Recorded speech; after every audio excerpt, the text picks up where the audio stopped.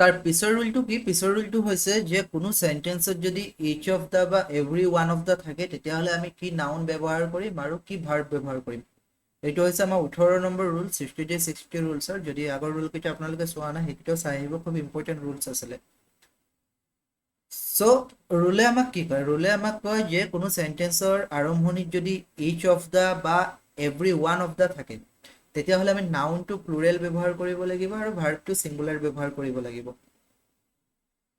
ষ্ট্ৰাকচাৰটো হ'ব each of, তাৰপিছত দা, তাৰপিছত plural noun, singular verb, every one of the, plural noun আৰু ছিংগুলাৰ ভাৰ্ব।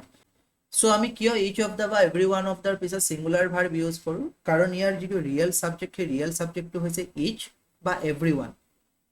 ৰিয়েল ছাবজেক্ট কোনটো? Real subject হৈছে ইচ বা এভৰি ওৱান। অফৰ পিছত যিটো প্লুৰেল নাউন সেইটো ৰিয়েল ছাবজেক্ট নহয়। এক্সাম্পল হিচাপে যদি আমি চাওঁ, each of the students is present. এতিয়া ইচ অফ আছে, তাৰপিছত দা আছে, নাউনটো কিন্তু ষ্টুডেণ্টছ আছে, এছ আছে, ষ্টুডেণ্টৰ পিছত এছ আছে, প্লুৰেল, কিন্তু ভাৰ্বটো আমি ইজ লিখিব লাগিব। Each of the students is present, not are present. খুব কনফিউজিং হয়, ইয়াত বহুতে ভুল কৰে। ৰিয়েল ছাবজেক্ট ইচ হয় আৰু ইচৰ লগত ইজ হ'ব, চ' সেইমতে এক্ট হৈছে। Every one of the players, every one of the players আছে, বাট ৰিয়েল ছাবজেক্ট হৈছে এভৰি ওৱান, এজন এজনকে বুজাইছে, গতিকে ইজ হ'ব। প্ৰনাউনৰ ক্ষেত্ৰতো তেনেকুৱা হ'ব। ইচ অফ আছ হেজ এ ৰেছপনচিবিলিটি, হেজ হ'ব ছিংগুলাৰ হিচাপে, হেভ নহ'ব। Every one of them is honest হ'ব, আৰ নহ'ব।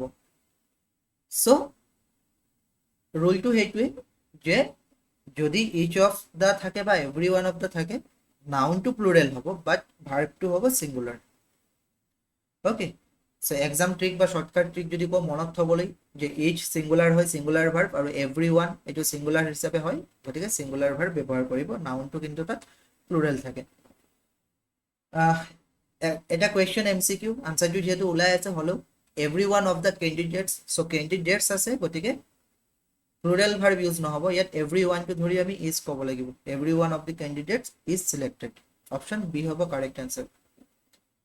তেনেকুৱা চেণ্টেন্সো দি দিব পাৰে 4টা, কোনটো আমি কাৰেক্ট চিলেক্ট কৰিব লাগিব।